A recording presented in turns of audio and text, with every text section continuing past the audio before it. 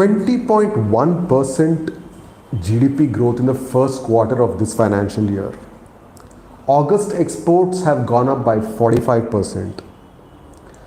The Sensex has hit a new record of 58,129 and the Nifty has hit a new record of 17,323 today. Gold imports are shooting up. The chief economic advisor says we are witnessing a V-shaped recovery. On the other hand, a survey of top businesses in India found that they are not as optimistic about growth as the government and the RBI are. The RBI governor himself, by the way, says we are not out of the woods yet. Consumer confidence has not picked up. Joblessness is still a problem. So what is the truth about the state of the economy? We have Professor Ila Patnaik to explain that to us today. Welcome Ila, welcome back. We took a short 2-week break. I am YP Rajesh, Managing Editor at ThePrint. Ila, I think through different things there on either side of the economic divide, and you have written your piece published today talking about the GDP growth and what needs to be done. So where has this growth come from in the first quarter? I think there is recovery taking place because compare it to last year, there obviously is a base effect, when things were shut down compared to when they have opened up. And for many sectors, they have opened up. So that's point number one, that there actually has been a revival of economic activity, and we see that all around us. So it's not something that is, very surprising, that because we measure growth as growth over the previous year.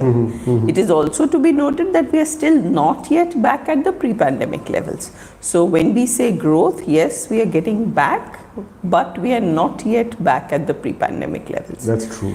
And there are some sectors which have started learning how to cope, and because they are learning how to cope, and many have learned how to cope, there has been a lot of activity which has come out of this new kind of activity. You think about such as Swiggy, such as Zomato. I mean, you can actually go to restaurants around in South Delhi and you'll see the kind of queues that come for small orders from places all over to small shops. And that's all, there are Swiggy and Zomato delivery boys standing in queues, quickly doing a lot of turnover. So I'm just saying that like that, there are examples of a changing structure, and companies and people and households learning how to cope with the new reality, learning how to cope with all the lockdowns. Whereas in the previous year, first, we just were not able to cope. We didn't have the means to cope, and it takes some time for the economy. So I think that's one big thing, and that's where the numbers are coming from, because we always compare growth to the previous year.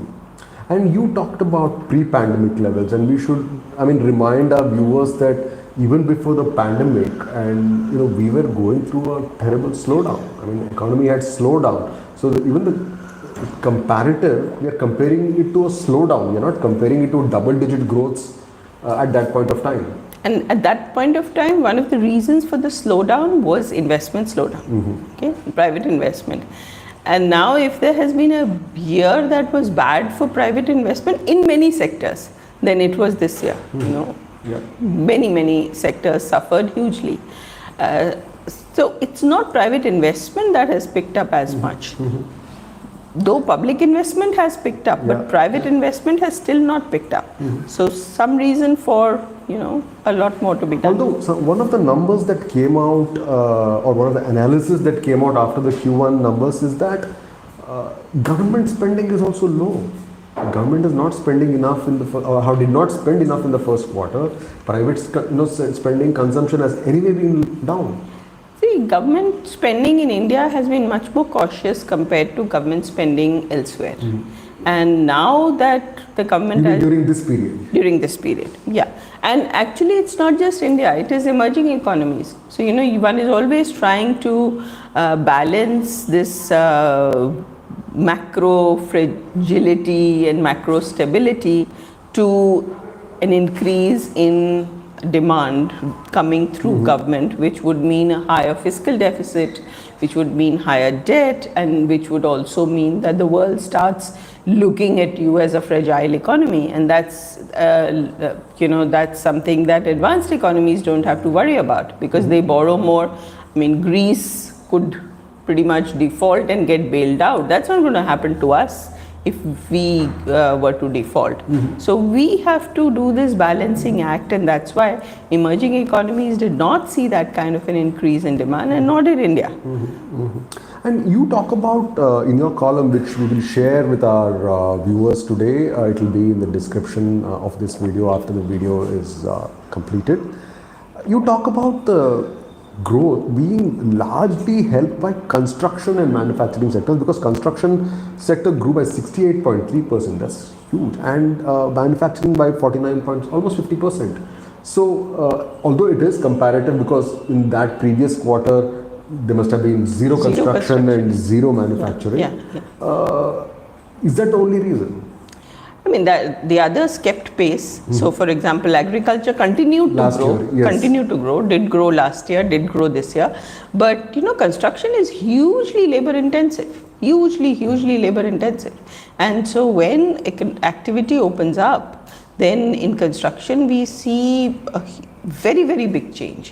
That's the activity that goes from zero to, people, so people were waiting there were projects that were stalled, and people were waiting for activity to start and to be allowed.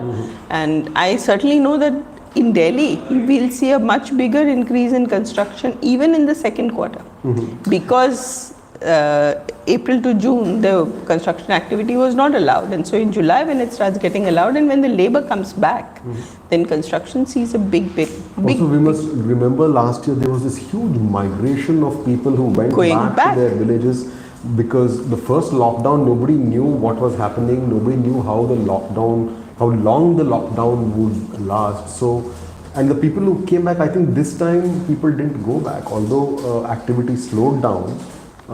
It did not stop completely. And we didn't see the kind of migration like last year. Like last time. Agriculture but manufacturing is also recovering. Yeah, manufacturing is also recovering, because lockdowns are local now, and in many places things are back to functioning. So that activity is certainly recovering. So it's basically economic activity recovering that we are seeing compared to the first quarter of last year. And I mean, this is just not surprising considering the kind of lockdown we had.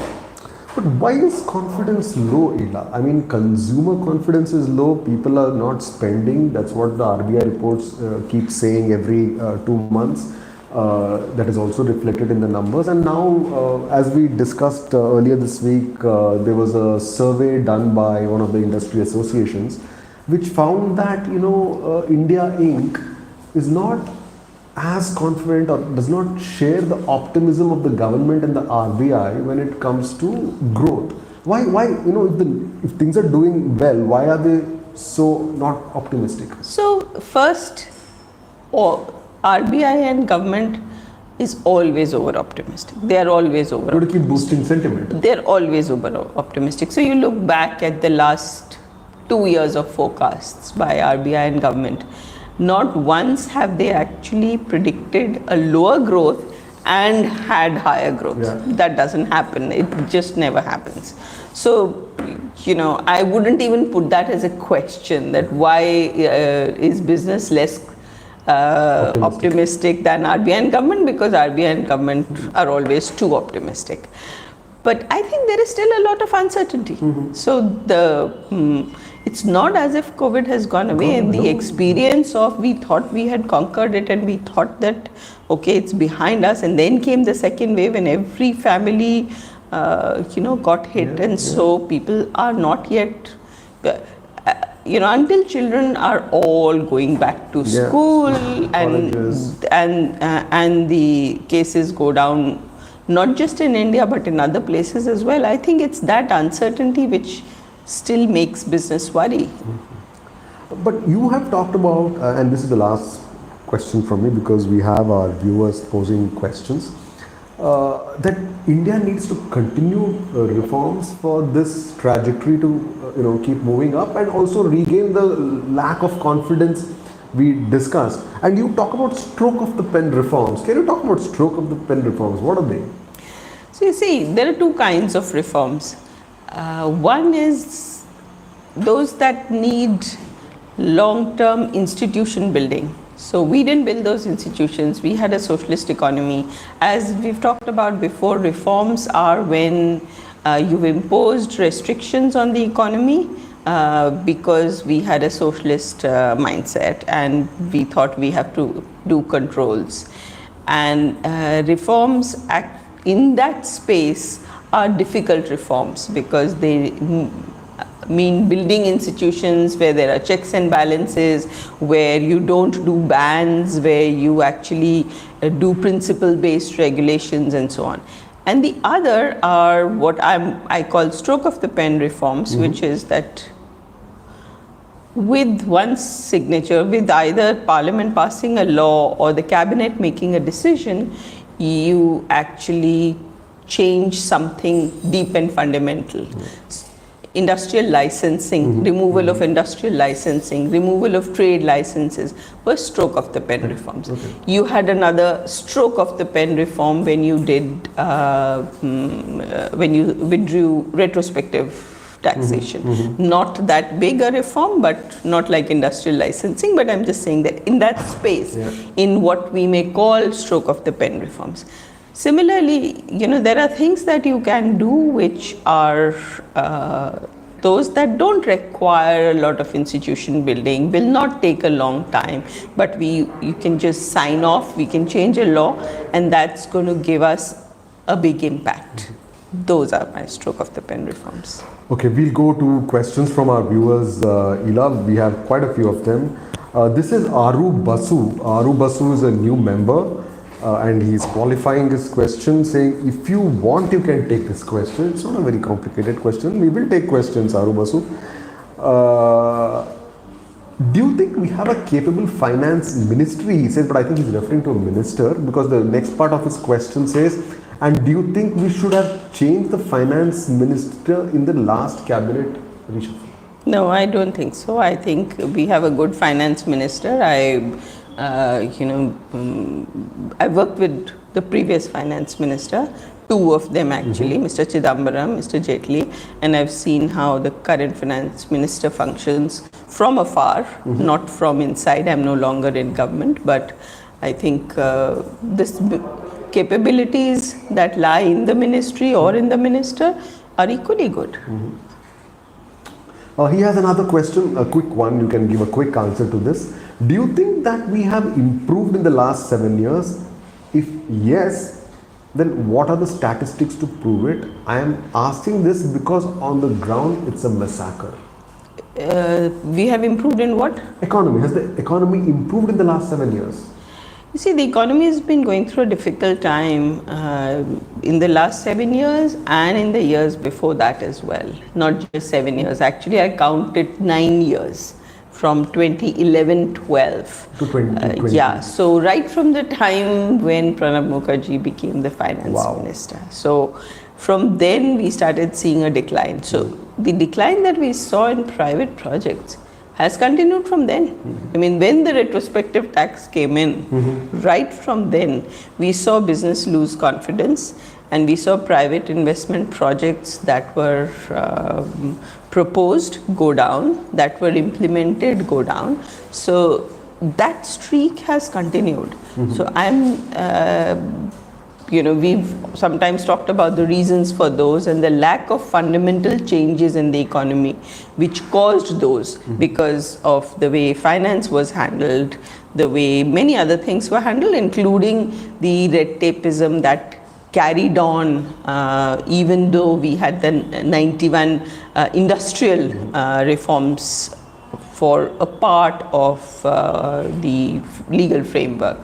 So yes, I agree with you that we haven't seen reforms, and I think primarily because it is also long-term institution building, and we've seen very little of that. We've seen a bit of that. It came with IBC, it came with GST, but you are seeing how even one fundamental change like the GST is still continuing with a lot of the problems. Though the last couple of quarters we are seeing that far more of the kind of compliance that was hoped for is coming through. It's happening now. Yeah, it's happening now. So each of these takes like years to actually mature.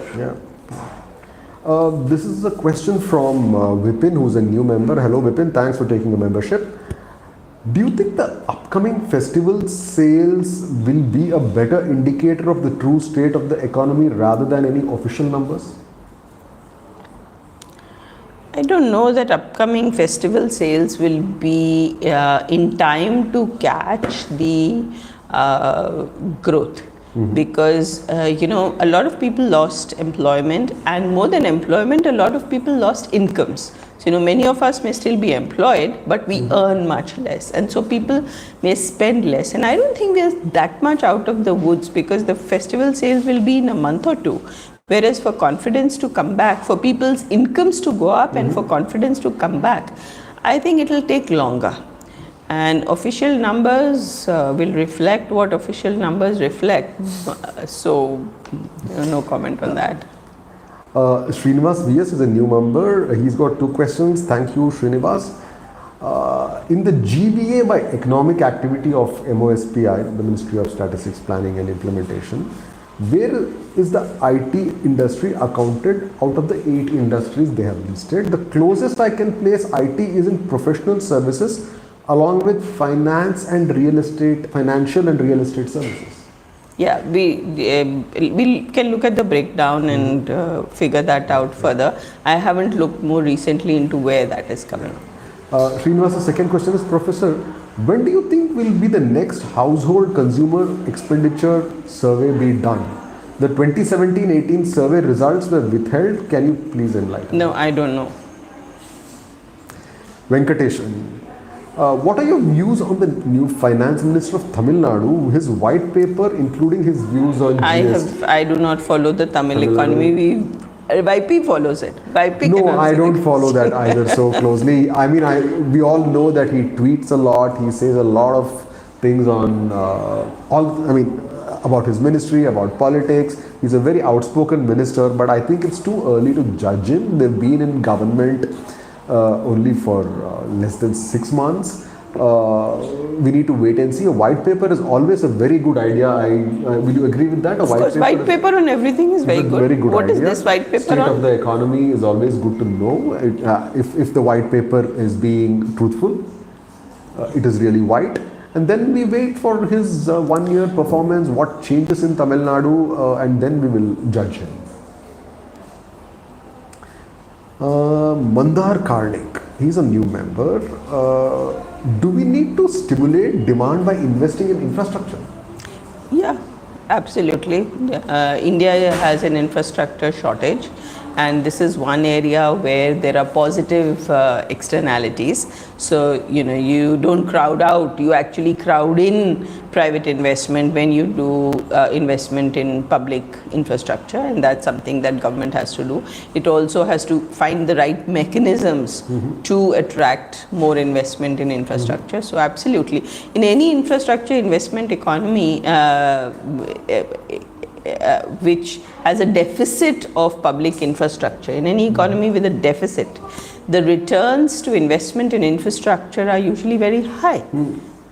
So he also has a second part of your question. I think he's read your column today. He's saying, by institution building, do you mean on the lines of American and European institutions? So for example, let's take IBBI. Let's take the functioning of IBC. Now, it wasn't enough, as we all know, to pass the code, the Insolvency and Bankruptcy Code. You needed the professionals you needed the lawyers, you needed the judges, the tribunals, all of them functioning well, so that you could actually have a committee of creditors successful in getting value out of a company in time, right? Now, building an institution, and it's not just one institution. Institution building means building the entire eco-structure that would allow bankruptcy to happen and happen in time so that creditors recover their money, is what I mean by institution building in this context. So that's just an example. I hope that answers your question. Hitesh is a member. Hi Hitesh. Ma'am, don't you think this growth is also a result of updated base year? And do you think this is a V-shaped recovery or a K-shaped recovery? And good to see you back. Thank you. Well, I think, on the V and K-shaped recovery, I think there is a structural change that started not just because of COVID, but because of things like GST, which started pushing the economy towards more formalization. And what happened in COVID, which was a very big hit to the informal sector, actually pushed more of growth into the formal economy. And I suppose that's where we are seeing the formal economy, so what you're calling a K-shape, we are seeing a formal economy go down, whereas the informal economy has been hit very badly.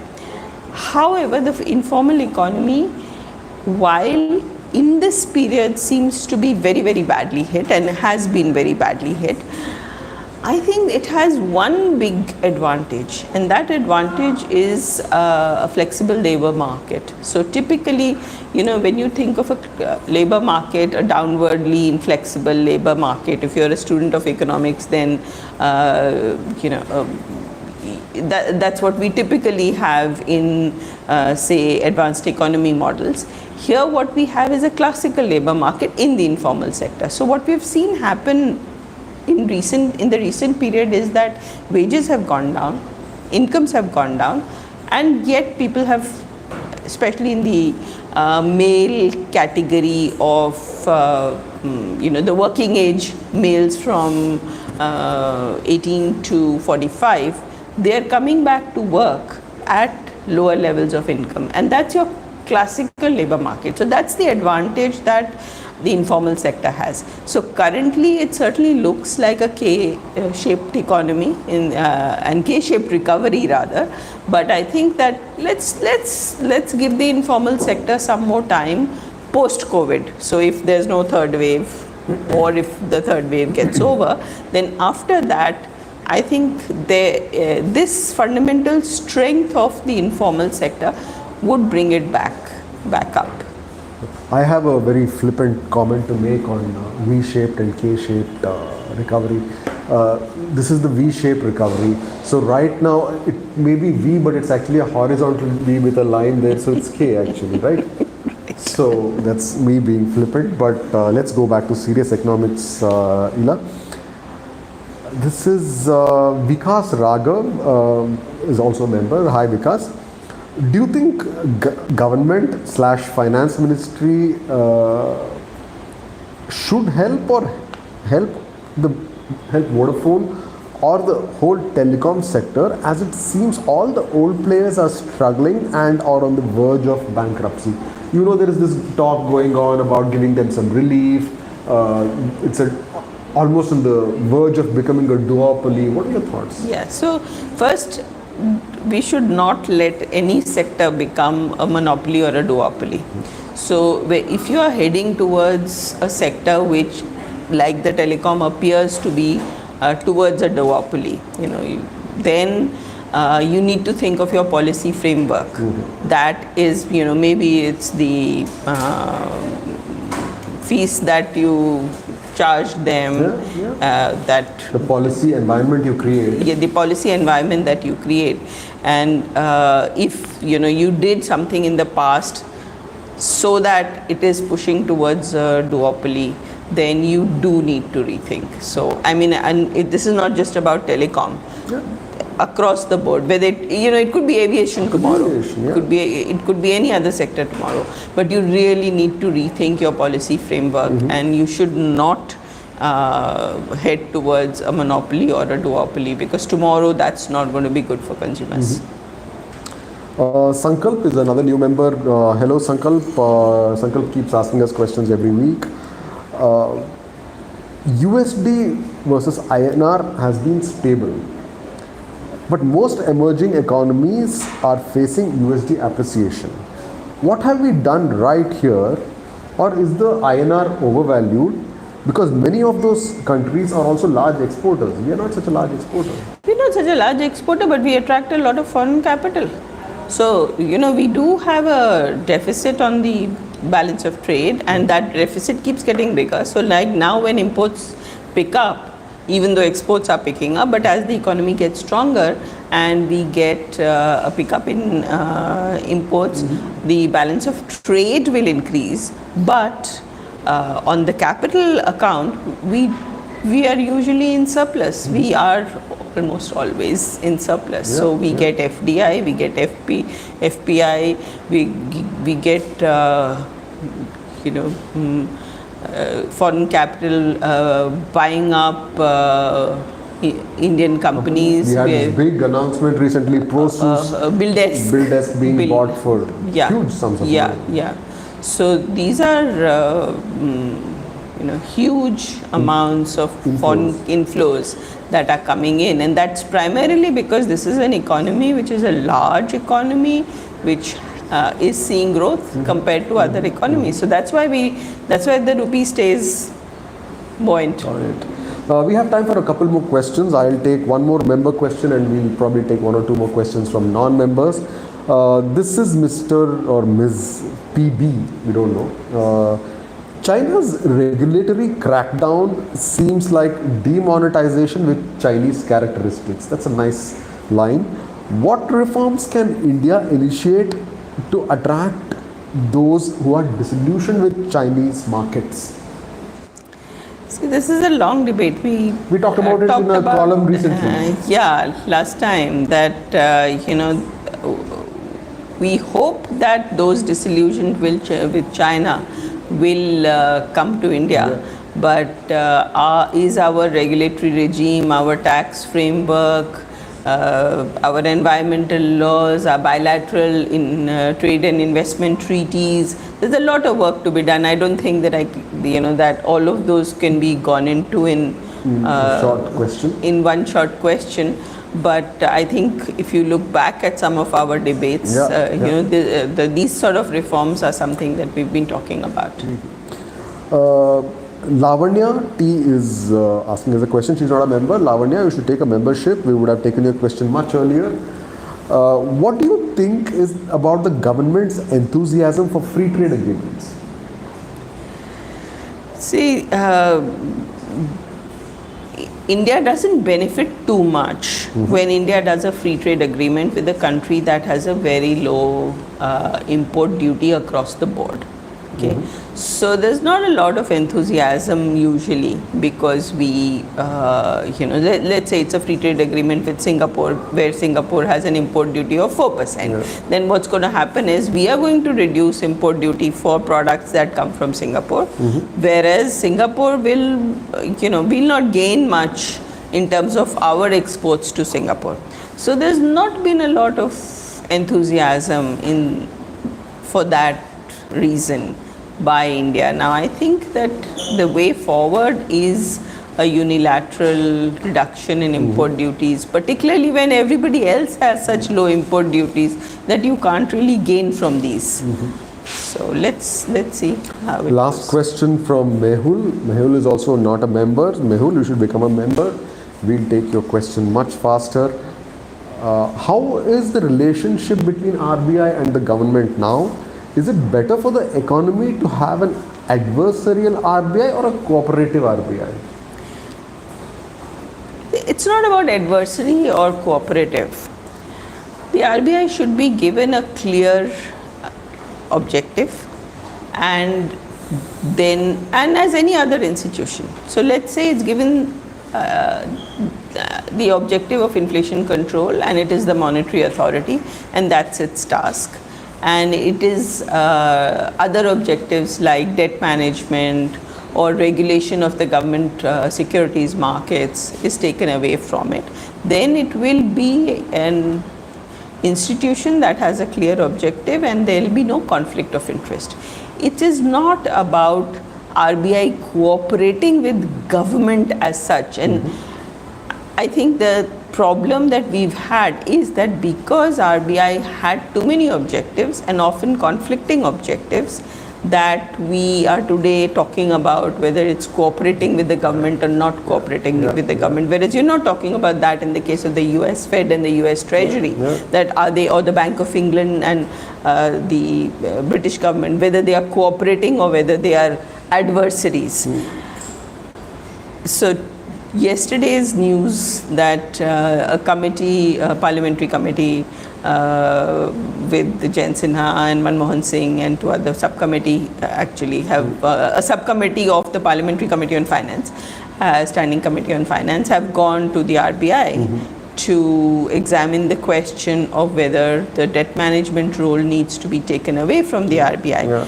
That is a very healthy development, because then you remove that objective of keeping interest rates low, which the RBI has to do as the debt manager, which conflicts with its objectives of keeping inflation under control in case inflation starts rising. So, you at this point, it would be very important to have separate agencies do those tasks.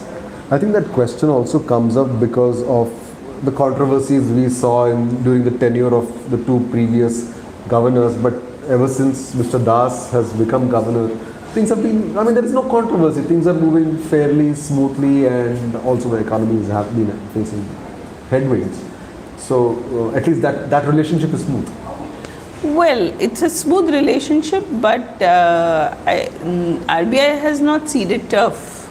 So it has retained multiple conflicting objectives, and I think that some of those problems arose because the government was doing the right thing of trying to separate out these objectives. Now let's see what happens with this PDMA. Let's see what happens to the PDMA, the Public Debt Management Agency, and if there is conflict after that, or if Mr. Das cedes the control. So if it becomes a turf war again, then that would be unfortunate. Let's hope not, and let's hope that gets resolved in the best interest of everyone. We will be tracking that story and all the other important political economy, macroeconomy stories that will be developing in the coming weeks and months.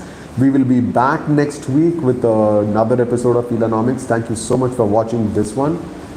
Look forward to seeing all of you next Friday again at the same time. Thank you.